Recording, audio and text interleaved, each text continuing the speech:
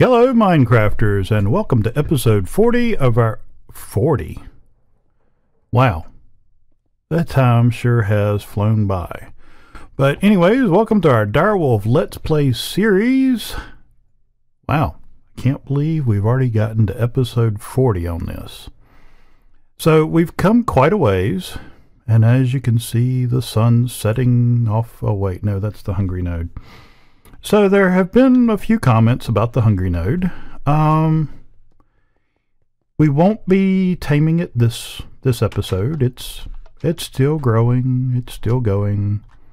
It is getting quite a bit bigger. But there have been questions about what you can do with this. And that's where we're at now. I really like the 1,000. And actually it was 1,000 whenever I was just over here, went back in the house, clicked record, come back out. It's 1,001. I'm really trying to get at least all of the numbers up to at least 500. And the reason for this is there is a way that you can do what's called energizing a node, and that'll be hopefully in one of the future episodes, provided I have my research right and we're able to capture and tame this, but we'll have to find out later on. But basically, instead of having to take your wand off to other nodes all over the place to find viz and things like that, there's a thing that you can add to your arcane work table that will allow you to charge it from a captured node or from an energized node. And basically what you do is you use an energized node to create a viz network. And viz is what's inside of the node. All these little numbers and things like that. In a node they're called viz. Or V. Actually, I think it's actually supposed to be pronounced V. But anyways, the basic math of it works like this. If you have a V of a specific type that's 1,000. When you energize the node, that 1,000, you take the square root of it and round down. And so that becomes 31 centiV. And then basically centiV is 100th of a V. So if I can stop rocking back and forth, that 1,000, or the 1,001, will become 31 centiV. And so 31 centiV is equivalent to 0.31 V. But what that number means is this node, should we be able to energize it completely and fully tame it, that this node will put off 0.31 V per tick, which means you'll get about 6 V per second of that one. And that goes for all of them. So the 1,000 becomes 6 per second. A 500 becomes 4 V per second. And a 300, which the 290 is almost a 300, would become 3 V per second. And so you would be able to charge each individual aspect in your wand at, I mean, even if it's only 300, you'd be able to do 3 V per second. So this wand right here would take what, about 12, 13 seconds? Yeah, about 13 seconds to fill on the slowest one. Now, yeah, it may not sound that fast, but make 3 or 4 of those wands, leave one in a charger at all times, or leave one in your table at all times, have 2 or 3 wands, swap them out. But the other thing is, there are other items that can use the V network. For instance, the growth lamps that you can put out and around your fields and things like that, that you once upon a time used the jars filled with essence. Well, you can use the V node, or you can use the V network, and you'll have these little nodules that work like relays, and you can send your V all over the place, and so you don't have to refill jars. in order to energize things that normally work faster off with specific essences. And so, like I said, like I've said in the areas down below, the little chat area, the comment section, there's a distinct possibility that it could eat the items that you use to capture it. And if so, if it happens at the wrong time or at the right time, however you want to look at it, it could explode. And all of the resources that I've thrown at that thing are for naught. But you know what? I can't take those resources out into the real world and sell them. So it doesn't really matter, because all those resources are coming from pretty much right here. I can actually show you what all I'm throwing at it. The main thing has been crafting benches. And I don't know why it keeps throwing boards up here. But for some reason, every once in a while, this will start throwing boards up, which I went over, I think it was last episode, why I have this whole convoluted setup here. But anyways, okay, it's back to making them now. Crafting benches is one of the main things because of the essences. And the other thing I'm throwing at it now is netherrack. And the reason for that is, if you noticed,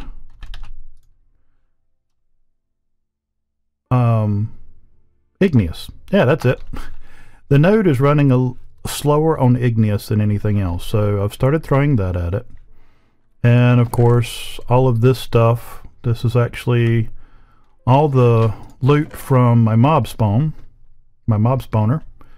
And I was running just one chest and running it straight in, but I started getting a couple of things missing from my inventory, so I kind of made this a little buffer thing here. That way I can look at it and double check what all it's getting ready to send, and a couple of times I'll grab stuff and take it out, and so I've scanned pretty much everything, so that part of scan all the things is done. But now I can just come over, flip the lever, and it'll start pulling out of the boxes. And that box. And then once all 3 boxes are empty, or all 3 chests are empty, then I'll go ahead and flip the switch again. But it's one of those things, I've run into some frame rate issues with feeding this node so much, because I literally have this thing running 24, well, it's running as long as the world is open. I do run this world local for now. I might change that. I might throw it on my, I've got a dedicated server that I used to run some stuff on, and I'm still running a small private server, but I might throw this on there just so my computer isn't having to do all the resources. And that's interesting. It's kind of interesting to see what things render in front of others. That's kind of neat. That's actually how I didn't find this node to begin with. Is I was moving from one node to another, and there was an oil field between them, and the oil field rendered in front of that hungry node, and so I flew right into it. But you can check out, I think it was a couple of episodes back, as to where the node was and all that. But anyways, onward. Today I need to go over something real quick. Now, one thing I did do, let's see, last episode I built the infusion altar, but as you can see, I've been building a little bit around it and under it. First of all, I have continued on with the building a little bit. This is kind of my concept here. These will keep coming down through here, and I'll eventually, start building down this way. And I'm not sure if I'm going to close it here or leave the courtyard open, or how that's going to work out. But I've got it all. I've got parts of it drawn out on AutoCAD. But anyways, I got this room built, and I got this room built. And one of the things, if you've never done anything with infusion crafting, I'm not even sure where I was at in this. I know there was something. Oh yes, Golems. I think that's where I'd gotten. Yeah.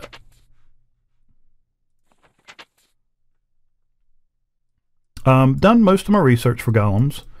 I will tell you this, and this took me a minute to figure out. I had my wooden golems, I had my clay golems, and I was like, well, where's my tallow? So I did stone, thinking maybe it would come over and go up, and it didn't. And then I went over to iron, and it still didn't. Well, derpity me.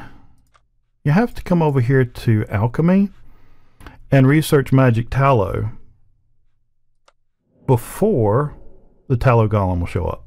And then once I had that, I had the tallow golem and I could do the research on it. But anyways, you need to do magic tallow in the workbench. You get magic tallow from the crucible. And I don't know if we'll do any of that today or not, but we might. The white tallow candle is actually something that can go in with all of this. And kind of got distracted on the stuff I was talking about. But anyways, one of the cores that we're going to need is the golem core alchemy. And you make the golem core decanting in the crucible. But this one you have to do on the infusion altar. And if you've never done the infusion altar before, that's what this is. So basically this is your layout, and you've got the altar in the center, and then my layout, I have an altar here, here, and on the point all the way around. So no matter how they lay it out, I've got it covered by this. So, you know, and one of the things you always want to do when you're doing infusion is keep symmetry. So if you have something on that one, then you want to go to the opposing one over here. And I probably should have put those up one more layer. But anyways, I don't know if this one has, okay. When you're doing infusion, you can have instability. And basically what instability is, it's the chances something can go wrong. And I'm trying to find, this is actually one of the things that originally got me wanting to do the infusion altar. Well, whenever you do the infusion altar, you have to have these essences. These essences are stored in these jars. These jars are filled with items that you put into this alchemical furnace, which then burns it down into this little purple goo, and then that goo is then separated into the individual essences, and then you have to take the essence out of here and put it in a jar ad nauseum in order to get these separated out to feed into your infusion altar. Now we will do something with infusion today, so fear not if you've never seen this, but I would imagine that if you have found my channel, you have looked for Minecraft enough and modded Minecraft enough. You know what we're getting ready to do, but hey, it's always fun to watch it again. So anyways, you can have instability. Now like on this one, instability is moderate, so your chances of something going wrong are moderate. But there are things you can do to combat this. One of those things are zombie heads, creeper heads, skeleton skulls, the floating flowers from Botania, the Thaumcraft crystal clusters, and the tallow candles. Alchemy tallow candle, white tallow candle, and you can color these too. All of these things help reduce your instability, and there are certain ranges from the runic matrix, I believe, but there's like, you know, two or three layers down below that. I think it's like it's 1, 2, 3, 4, 5. I think it may go to 6 or 7 below, and then there's a bunch up, and there's ranges out. I didn't look all that up, but I know that these are all pretty much in range. And once I got this all laid out, I realized I goofed up something because of what is so important to this, and that is symmetry. And as you can see, I've got 4 and 4, and they're the same number on each wall, and everything works out even except for this. I wanted to go across the doorway, and that would actually mess up that would actually cause hindrance to it. Now, as much as I have to counteract that, there shouldn't be an issue, but it's one of those things I just want to make sure, because what happens when something goes or hits that instability marker and you have an infusion go wrong is you'll get the purple tank goo on the floor, on the altars, pedestals, all that stuff. That can appear. You'll have items that you have on your pedestals here, they'll fall off. And you have to run and pick them up.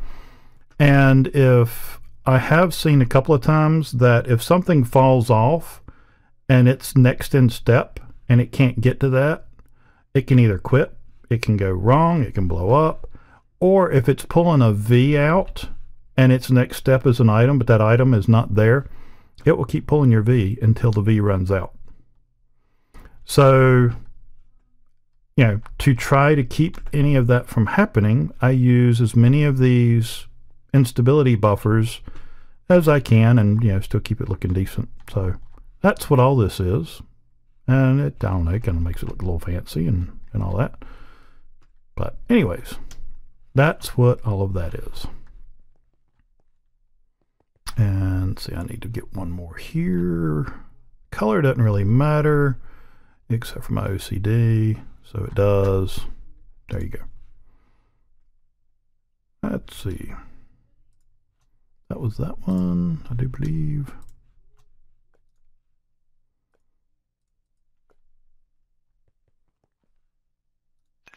There. And as you can see, where did I put them over here? I've got a few of these. And I made a few too many jars, and I've actually got a few more warded jars. One of the things, this is what took so long. I don't like having extra V. So I actually made all of my jars warded. And basically what that means is, or not warded, voided. Anything that goes into the jar up to 64, I think, yeah, 64, the jar will hold. Anything beyond that, the jar will accept, but it'll void it off. So if I've got, I don't know, Perdido in this one, and I cook up more Perdido, and I've got a little golem running around, he'll say, oh, here's Perdido, and he'll put it in there. And if he's got, you know, 8 with him, and there's 62 in here, 2 will go in. All of it will go in, but it'll only hold 2 more, and then the rest gets voided off. So that's that. And let's see, for now we're just going to use, I guess, coal to burn those, to do on those. Let's see.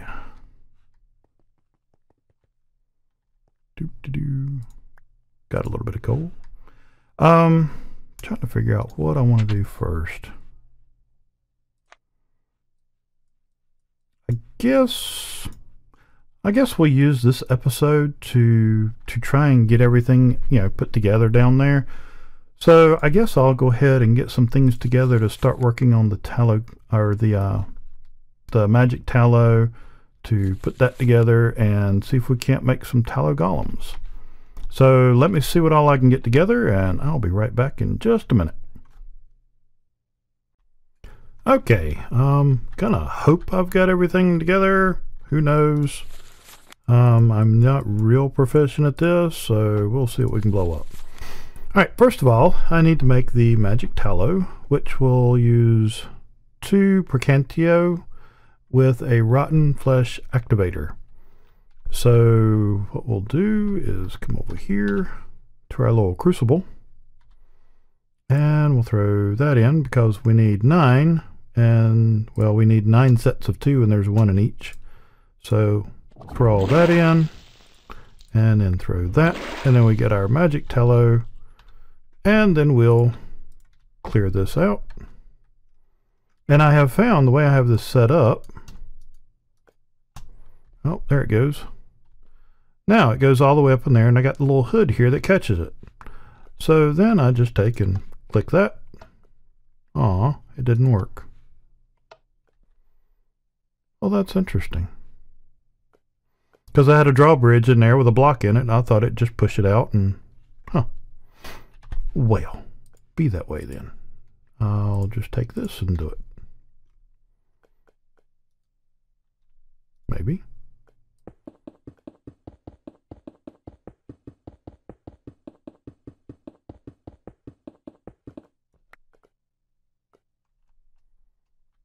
Well, what did I break up there?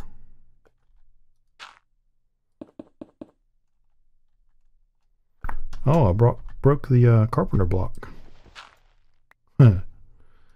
Well, this didn't turn out quite like I wanted to.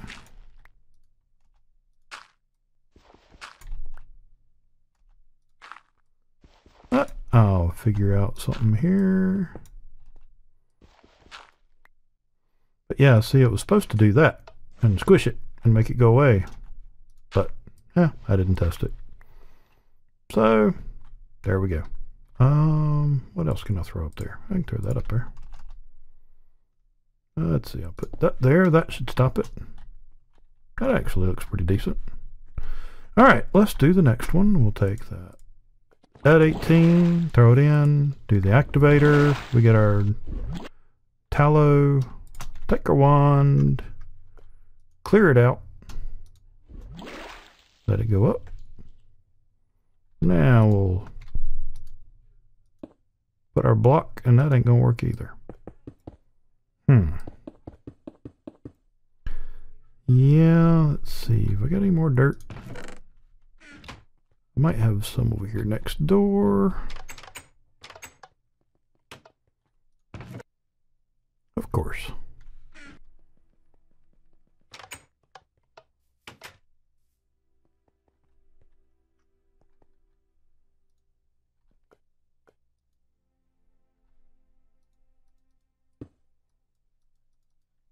Well, I can't get a block to go in there at all now.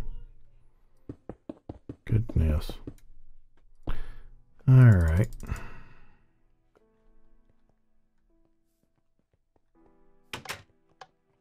Well, this is not turning out quite like I had planned.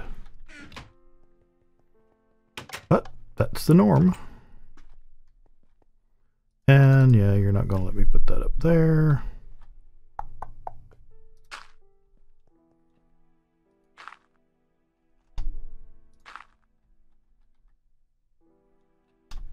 Okay. I'll break you. And I'll fix this with something. That ain't gonna work.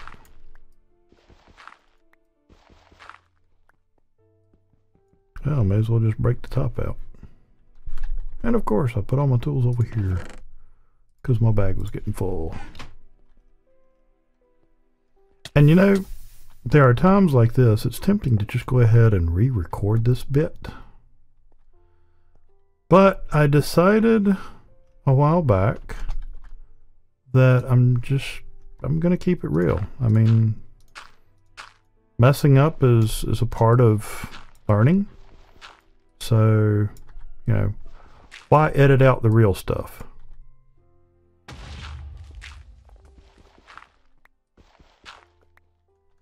Because I have yet to see anybody play and not mess up something. Alright, so got that taken care of. I'll go ahead and get that out of the way. I'll put that there.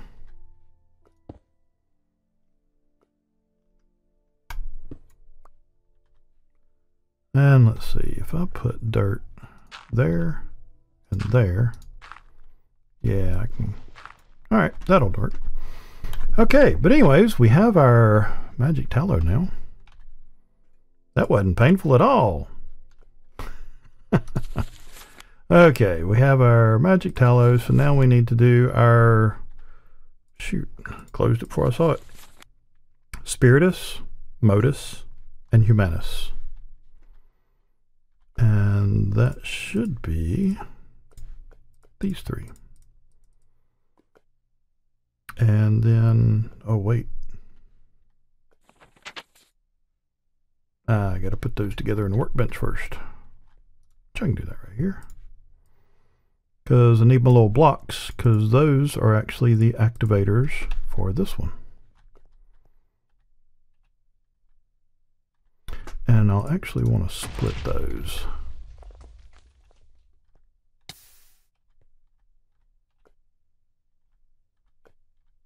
And yeah, I know, putting it on the floor makes me more apt to step in it. And there's our little fellow. And then we've got our leftovers, so shift right click. Let it get right up into there. Now this should work with the sand, or the dirt this time. Or not.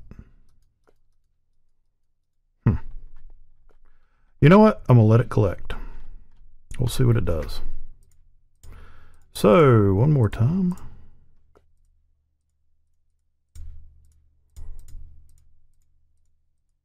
Oh, swap that back. Okay. Drop that, and that, and that. And then we have our little golem. Well, you're not going to go in there, are you?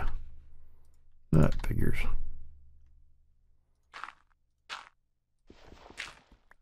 Now I wonder why it is it wouldn't go up in there, and it was before I did that one.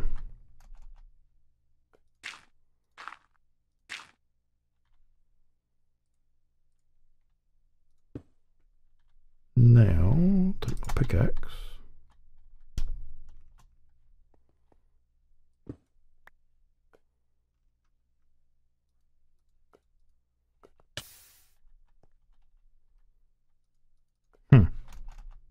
That's odd. I'll have to look into how you get rid of this stuff easily. Because I definitely don't want to just, let it evacuate out into the air.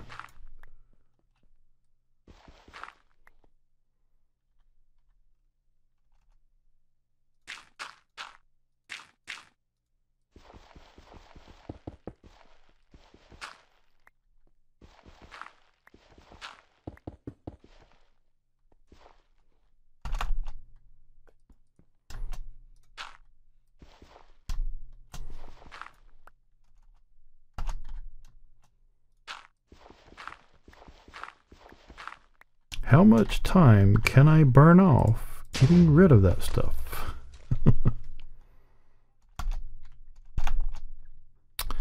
All right. Well, this idea certainly did not work. It looked neat. All right, so I've got 5 of you. Let's try this one more time. Now, those are just blocks. Let's see if that'll work. Okay, so what have we got next? What have I got? All right, so I have my two tallow golems finally. So next up will be to do the core, and to do that we need a golem animation core. And that we'll do in the arcane workbench. So we'll take our Nitor that I've gotten from chests. And there's 1 and 2. Alright, next on the agenda, we need Aqua and Vacuous. And that should be... Let's see, I know... Yep, that's it.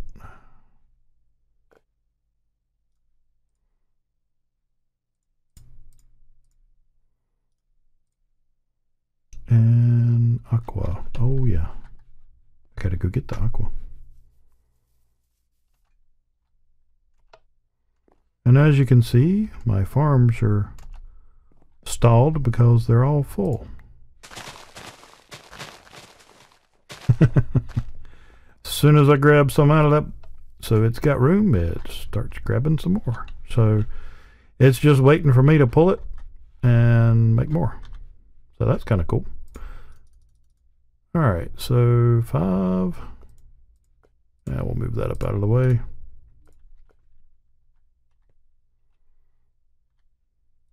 Throw that one and that one and the activator. Get my wand. Clear it out. I see nothing came up that time. That's weird.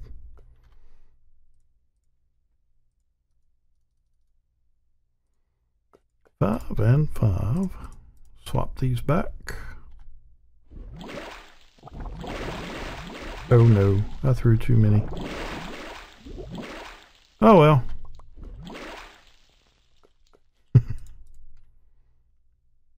It's a bad thing about them stacking.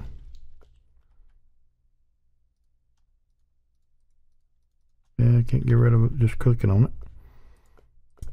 Can fill it with dirt. Oh, that time I can. Alright, so maybe that will work. Who knows? Okay. So we have our animation cores, which is the decanting one, right? Golem animation core, decanting. So now comes the fun part. We're going to have to get water bottles, a warded jar, and we're going to have to fill some jars. So let me go grab the stuff to do this, and I'll be right back. Alright, well, I'm running short on time as always, but I did want to go ahead and show at least one run of this. So basically you just put the item in, and the one we're wanting to get on this is the Bricantio, which is the little wand looking thing in the middle with the star on it. And you'll get the extras on either side, the Ordo and the one with the tree. And you can use a little glass file here, which is, I think, what, three glass and a clay, I believe. Yep, 3 glass, 1 clay, gives you 8 files. And that will hold, each one will hold 8 essentia. So, 2 hits on that. And there we go. And I'll put it in that jar. Actually, no, I want to put it in that one, just to keep it nearby. And then extras, I've got Ordo. Do I have any Ordo yet? But no, let's see. I can put that there. And then, remember what I said about voiding off? Let's see. Okay, it's still breaking some of that down.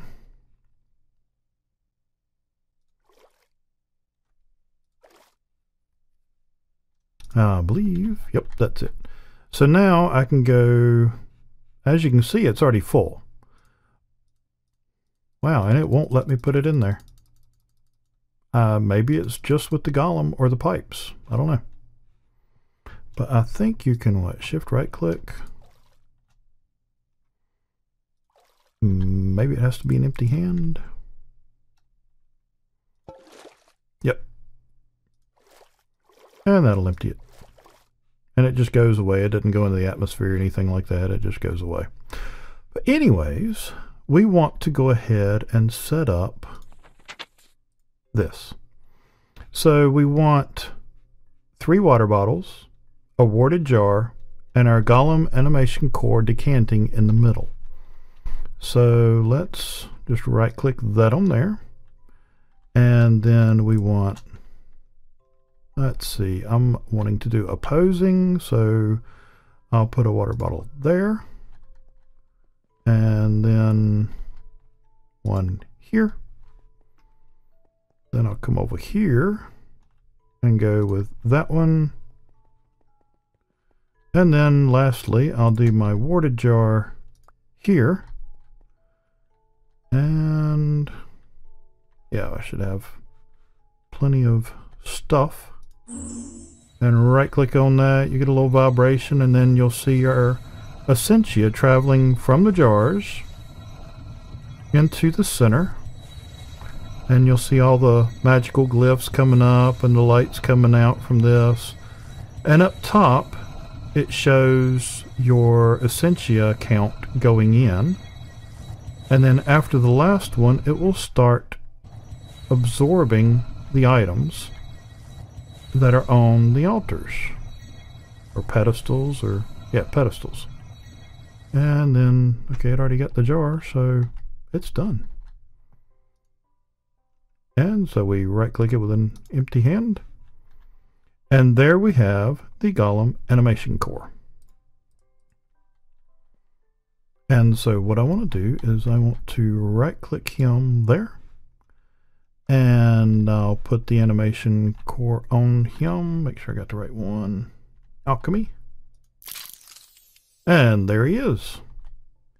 And next week, next episode, I will be making the bell, and the bell will tell it, or will be how we tell him what he's going to be doing.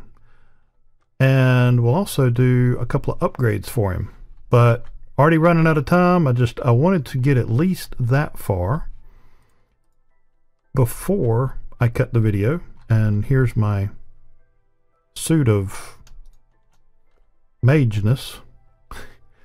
It's the Thaumcraft outfit. The goggles of revealing give you a Viz discount of 5.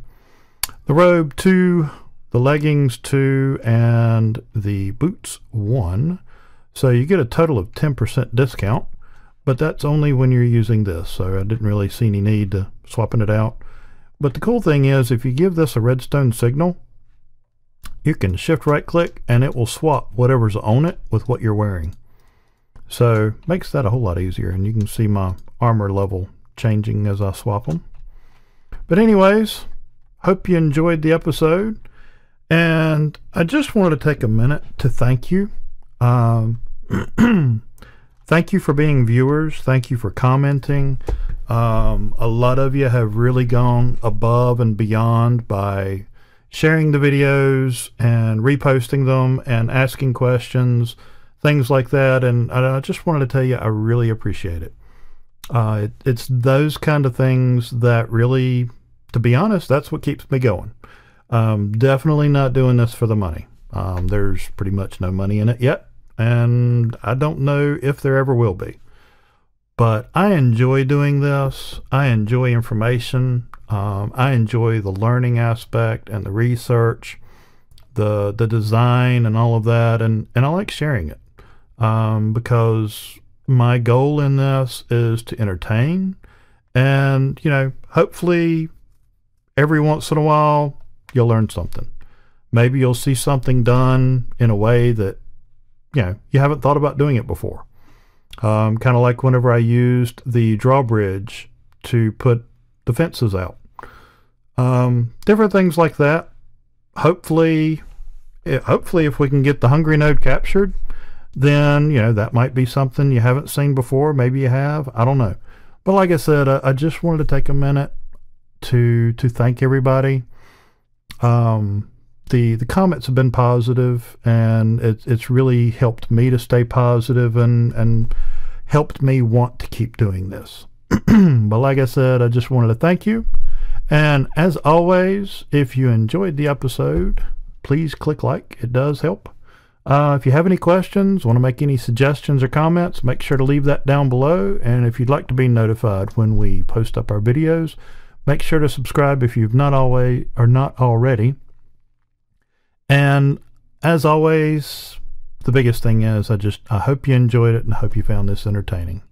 I'm Jim Slate. Take care, and God bless.